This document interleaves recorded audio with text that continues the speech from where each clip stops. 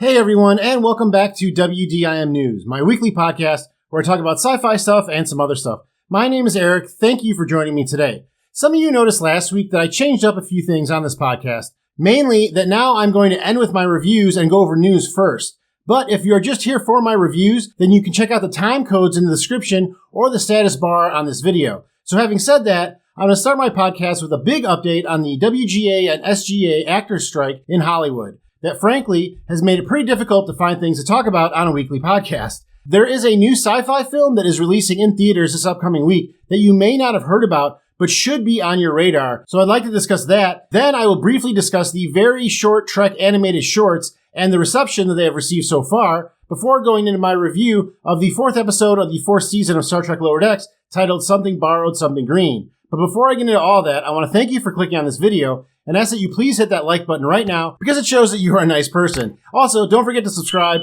for future videos. So, let's start off by talking about that sci-fi film that I'm super excited about, and that is called The Creator. Now, I talked about this film a couple of weeks ago on my podcast when a new trailer came out, and the trailer looked awesome. The movie looks to have like the aesthetic of like District 9 and movies like that. The artificial intelligence and robots look really cool. And it's directed by Gareth Edwards, who if you don't know, he's known for directing the Godzilla film that came out in 2014. Also, the Star Wars film Rogue One that basically reinvigorated the public's interest in Star Wars.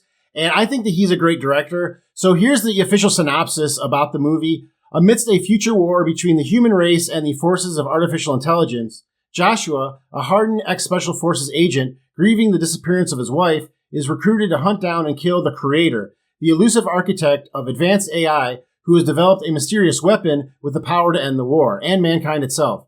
Joshua and his team of elite operatives journey across enemy lines into the dark heart of AI-occupied territory, only to discover the world-ending weapon he's been instructed to destroy is an AI in the form of a young child. So obviously there's a lot going on here. The trailer looked like I said, like it kind of looked like District 9. It kind of looked like Alien a little bit, like the Marines from Alien. It looked just really cool. And I think it's the kind of movie that you want to see in the theaters and not necessarily at home. There's very few and far between of those now because everything's got like CGI in it and everything kind of looks the same after a while. But this film does really look cool. And the early reviews are really good. Some people are calling it one of the best sci-fi films that have been released in years. If you're wondering why you haven't heard of it, it's probably because of the strike that's been going on. And because of that strike, the actors who are taking part in this movie can't promote it. So it's really hard to promote a film right now with basically nobody besides the director that can promote it. So besides the trailers, there's nothing really to go on. So that's why you may not have heard of it. I don't think it's a sign of that this is a bad movie or that like nobody's talking about this movie. It's a victim of the strike, just another victim of the strike that's been going on. But I will definitely review it on next week's podcast. So if you do listen every week, you will hear that. If you don't, why don't you listen every week? Come on, hit that subscribe button. We have a lot of fun here. The cast of this movie is pretty good. It stars John David Washington. He was the lead in the movie Tenet, if you saw that. Definitely a very good action star, and he is the son of Denzel Washington, which is kind of cool. Ken Watanabe plays an AI, I believe. He's from like The Last Samurai and Inception, a lot of good stuff. And then Gemma Khan is in this as well. She was in The Eternals. So definitely a very top caliber cast. And then Ken Watanabe and John David Washington have already been in these like kind of weird movies like Inception and Tenet. So you know they're going to be good. One review of this film states that The Creator is a magnificent return for Gareth Edwards. The many influences from George Lucas and Ridley Scott bleed from the screen, but this sci-fi epic also finds its own voice. Although its script is slightly imbalanced, this is a huge must-see. And that's kind of what I would say, too. I think this film is a huge must-see. I think it's definitely something that you're going to want to see in the theaters. And if you watch it later on when it's not in the theaters, you'll probably still enjoy it, but be like, oh, I wish I would have seen it on a big screen. So remember, you heard it here first on WDIM News. You want to go see this in the theaters. And then again, I'm going to be reviewing it next week, so you want to know what I'm talking about, right, during my review. So yeah, let's go see this movie. I think it's going to be really good. It's been a while, I feel like, since I've seen a good sci-fi movie in the theaters.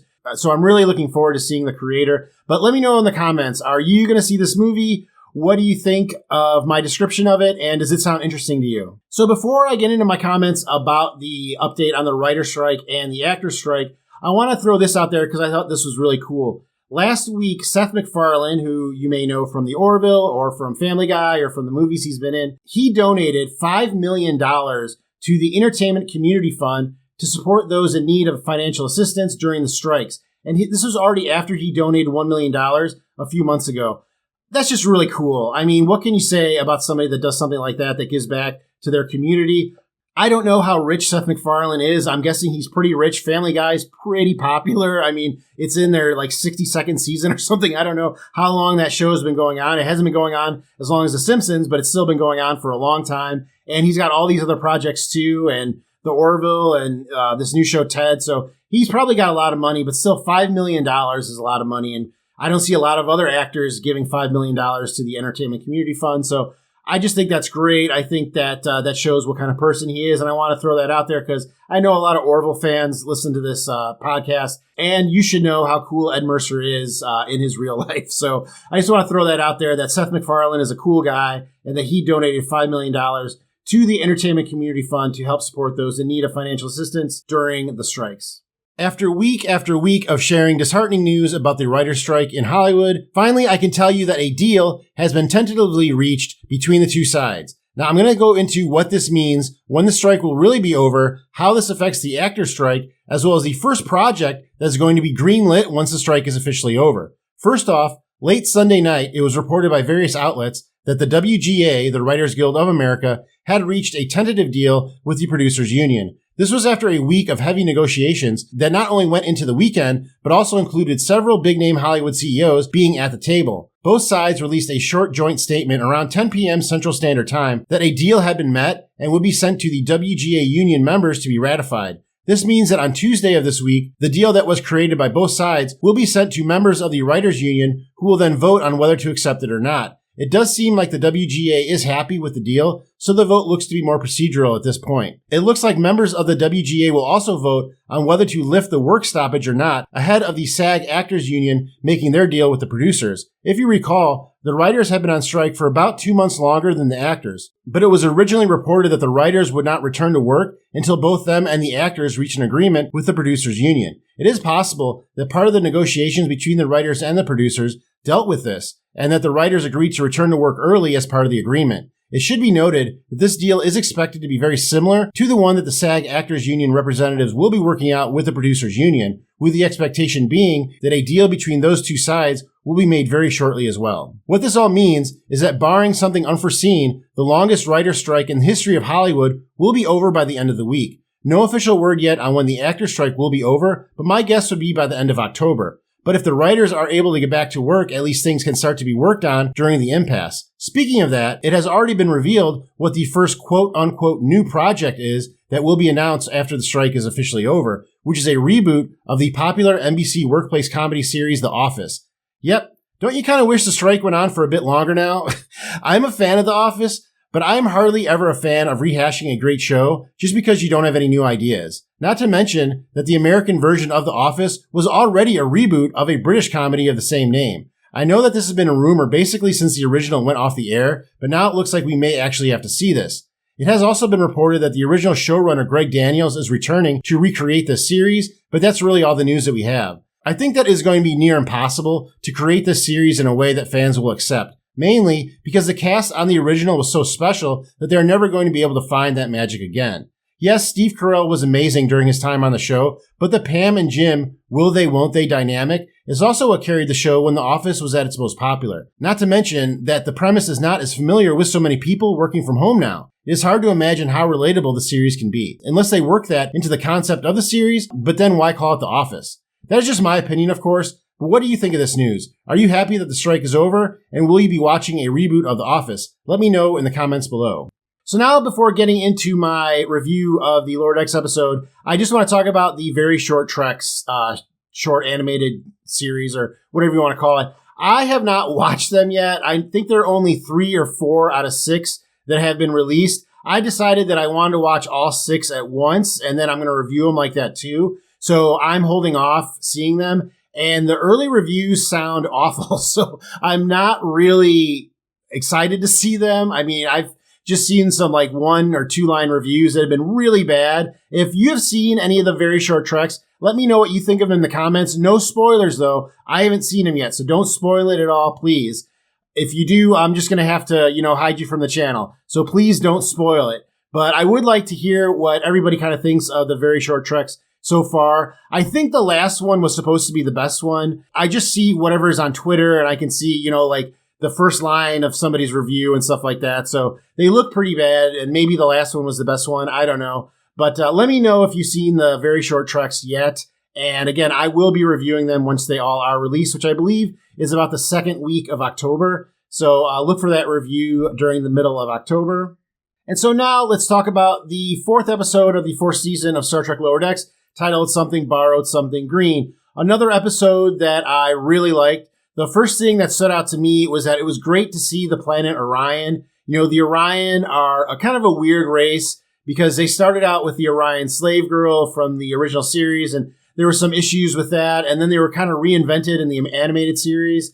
And then we didn't see them at all until Star Trek Enterprise, where they really took the stigma of the Orion slave girl and turned it on its head and said, well, no, actually, that was just like a cast of the Orion. But for the most part, the Orion government is a matriarchy and women are in control of everything. And the men are just like the humble servants. I always really liked that. And I like that they've kept with that. But besides, Star Trek Enterprise, we did see that there was an Orion member of Starfleet in the future on Star Trek Discovery. And then, of course, we have Devon Attendee on the USS Cerritos. And they have been, kind of talking about her for a while, like her past. They've kind of given us hints. In the first episode, I think she said that she was the first Orion to enter Starfleet. I know that there's another one because there was an episode later on where she met another Orion Starfleet officer. But it is interesting that she's the first Orion in Starfleet and to kind of see what she's going through. We did see another Orion Starfleet member at least, and that was in the film Star Trek that came out in 2009. James Kirk was seeing a woman who was an Orion, I believe, in that movie. So we have seen officers before, but Tendy's obviously the first one. But we've never seen the actual planet Orion, and we didn't know that much about their culture until this episode of Star Trek Lower Decks. And really, I mentioned this in my breakdown of the episode that I release on Thursdays that you should definitely check out if you haven't yet. Make sure you check it out after this video, and the link will be in the description below. But it says something about an animated series when they can do something like this that would be much harder and more expensive for a live action series, because you can't really just create a whole planet for one episode unless it's going to be all, in the volume, all green screen, which doesn't really look great anyway. If you're going to do that way, you might as well make it animated, because that's basically what you're doing. So the fact that we have this animated series, Lower Decks, and they're cognizant of that, and they're like, well, let's take these big swings and introduce the audience to the planet Orion, because we're never probably going to be able to do that on a live action series until the Orion become a major plot piece of a season or series. And that's probably not even going to happen because the Orion were already used pretty heavily in Star Trek Discovery, but that version of the Orion was a different form of Orion because of the burn. And I believe that they were an amalgamation of the Orion government and the Andorian government. If I remember correctly, I don't remember. I haven't watched Discovery since I saw it the first time, whenever it came out. So they're not the same Orion that we see in this time period, is basically my point. And now we finally get to see the planet Orion and learn some of their cultures. And I thought it was pretty cool. They're all piratey. It makes sense that there would be pirates in space. I mean, much of what the Star Trek kind of canon is and how they deal with space travel and ranks and Starfleet, it's got a lot of connections to like the Navy and naval kind of terminology and stuff. So it makes sense that there would be pirates too. And the pirates in this universe are the Orion. And I really dug it. They didn't lean too heavy into the crazy, like swashbuckly things. They made it kind of, I guess, believable, I could say, like in this Star Trek universe, the way that these Orion act, it's not just totally far-fetched and out there. And you could see like the Enterprise D having some kind of adventure with these Orions, just because while they're kind of crazy and it's Lower Decks, it still is not so out there that it seems like it's from another universe. I thought this episode also showed that Tendi could carry an episode. Of the 4, I think that she is kind of been shown the least out of Rutherford, Mariner, and Boimler. Boimler and Mariner are definitely the 2 characters that are in most of the A plots. And then with Rutherford, we had that plot line last season where his past was involved with the evil AI that was taking over the Texas-class ships came into the spotlight during last season. But like I mentioned before, we've only seen these little hints towards, who Tendi is and what her past was and stuff like that. And it showed that when she is given the spotlight, she can carry an episode. I thought Noah Wells, the voice actor who does Devana Tendi, did a great job. And one thing that I thought was really cool, and this goes back to actually a critique I've had of her character that kind of got fleshed out in this episode. I've mentioned before, sometimes I feel like her character has been inconsistent. Like sometimes she acts like she's all timid and just part of the crowd. And then sometimes she's this badass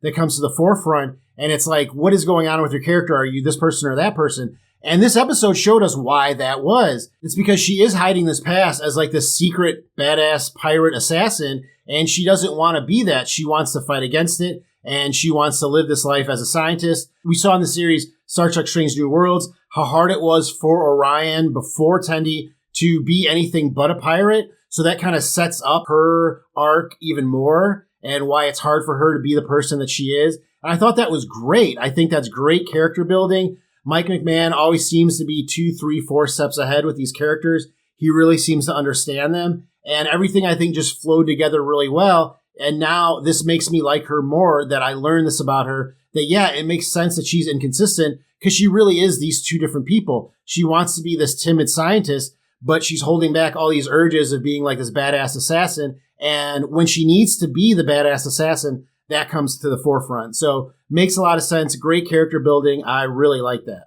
And then I also want to mention that I think T'Lyn continues to be a welcome addition to the cast. Her personality is perfect compared to the other characters. I've kind of mentioned this all season, so I'm not going to go into it anymore for people that have been watching my reviews all season, but I continue to believe that T'Lyn is just a great addition to this cast. I've mentioned before also how Star Trek has added characters to the main cast in the 4th season of a show before. We've got Worf in Deep Space Nine, and we've got Seven in Star Trek Voyager, and both those additions were kind of, I'd say one was definitely great. The other one, nothing against the character Seven, but the way that she was introduced and some of the ways they used her, I think could be called into question now. But anyway, I think that the way they've handled T'Lyn is perfect. I really like her dynamic with the other characters, and I'm a big fan of hers as a part of the cast of Lower Decks. And it's almost hard to remember how they acted without her.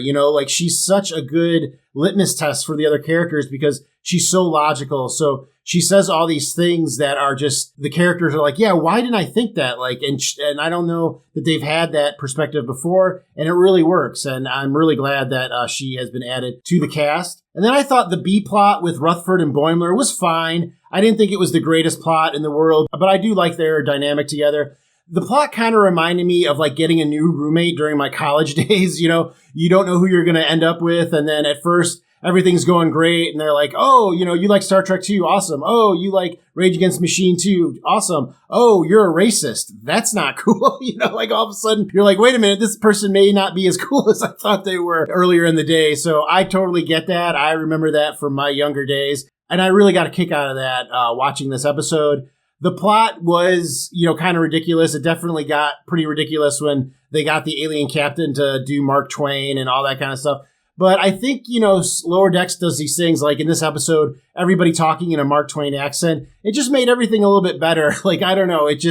They know how to lean into the absurd, I guess is the best way to put it. And they don't try and shy away with it once they go that way. Once they're going to Crazy Town, they go the full way. And I totally dig that. I liked the way that was pulled off this episode. I mean, again, it was a B plot, so it doesn't have to be pulled off in the most, awesome way. The A plot should be the focus of the story, and us following Tendi definitely was. But I thought that they were fine together, and I definitely like them as roommates. It'll be interesting to see how that dynamic continues to evolve as the season continues to evolve. And then I also thought, and this would be my only slight kind of knock on this storyline, is that Tendi's background as a secret princess is a bit similar to the story about Billups and him being from Iberia, and he's like a secret prince or secret king.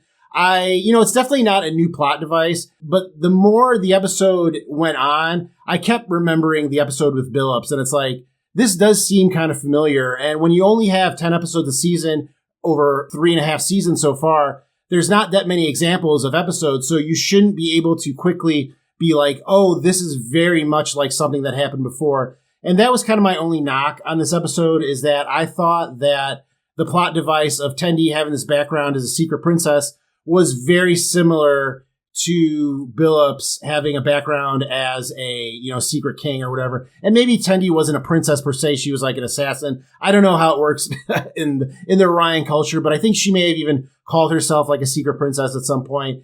And again, it just seemed very similar to Billups kind of running away from his past in Hesperia, Tendi running away from her past in Orion. Maybe a lot of people in Starfleet do that. I mean, that's definitely a point to be made there. But for the most part, that was my only knock on the episode. So now I want to discuss the reappearance of the mysterious ship that we saw in the first and second episode of this season. In the third episode, we didn't hear anything about it. And in this fourth episode, it comes back and destroys an Orion ship. First of all, I want to throw it out there that maybe it's possible that this vessel is not destroying these other ships. We never actually see the other ships explode. They're just engulfed by this bright light. So maybe they're not being destroyed. Like maybe it's a Honey, I Shrunk the Kids kind of thing, and they're just getting shrunk down or something like that. But I looked at it this time too, and it does seem like they're almost getting like phased away. So they could be being destroyed by some powerful weapon, but you never see the ships explode is the only thing I'm saying. So maybe it's not that these ships are being destroyed. Maybe this is a new form of assimilation or something, because every ship is mentioned that the enemy ship is able to access their systems. So we have seen Starfleet ships do that to other Starfleet ships using a transponder code. That was in Star Trek II, The Wrath of Khan. I know there have been other instances too, but everybody kind of remembers that scene from Wrath of Khan with Captain Kirk going, "Here it comes." And then they knock the shields down and, everything goes crazy. But it starts to make me think, like, is this mysterious ship made up of ships or AI from an amalgamation of other vessels from other federations? Or is this just an advanced AI that knows all this, that is like hacked like the Romulans and the Vulcans and the Klingons, and they just know how to access their transponder codes? But more so, I'm starting to believe that the enemy ship could be connected to the shuttlecraft Yosemite. Now, you may think that this was a deep cut, but this shuttle was destroyed in the second season episode Where Pleasant Fountains Lie. Now, that was the same episode that introduced Agamus, and that was the AI that was voiced by Jeffrey Combs. I've been speculating that the enemy ship is tied to different AI characters on Lower Decks, like Badgie or like Agamus. And if you remember, Badgie was scooped up by a mysterious ship at the end of last season. I also feel like there's a new shuttlecraft called the Yosemite 2. It feels like Lower Decks is trying to make it a point to see this ship. There's a scene in this episode where the Yosemite 2 lands on the ship, and it does this like weird turn where like you have to see the name of the ship. And I've noticed that in other episodes too. I can't remember exactly when. It seems like they're highlighting that they have this shuttlecraft Yosemite 2 that they're using now and making us think, what happened to Yosemite 1? And again, that was tied to an AI. It was destroyed on a crash landing, I believe. So maybe this mysterious ship is not just tied to AI, but it's also tied to the shuttlecraft Yosemite. I don't know. Maybe I'm looking too deep into this. But let me know, what do you think of my theory? What do you think of this episode of Star Trek Lower Decks? Again, I thought it was great. I think that we're halfway through about the fourth season, and we've had 4 good episodes. I still probably like the first 2 episodes the most, but this episode was really good. I thought it was really funny. I really liked going to see the planet Orion, and I hope we do more of that. I hope we get to see more planets and more stuff that we wouldn't see on a live-action series on Lower Decks, because that is a perfect place for Lower Decks to live. If Lower Decks continues to do stuff that other live-action series like Strange New Worlds can't do, well, then it definitely has a place in the Star Trek universe. So let's keep doing that. Let's keep showing us things that we haven't seen before, and let's continue to make good episodes of Star Trek Lower Decks. But that's just my 2 cents. Let me know what you thought of the episode in the comments below. Well, that is all I have this time, but let me know in the comments if I missed anything. Thank you very much for listening. Please do not forget to hit that like button, and I'll see you next time on What Did I Miss?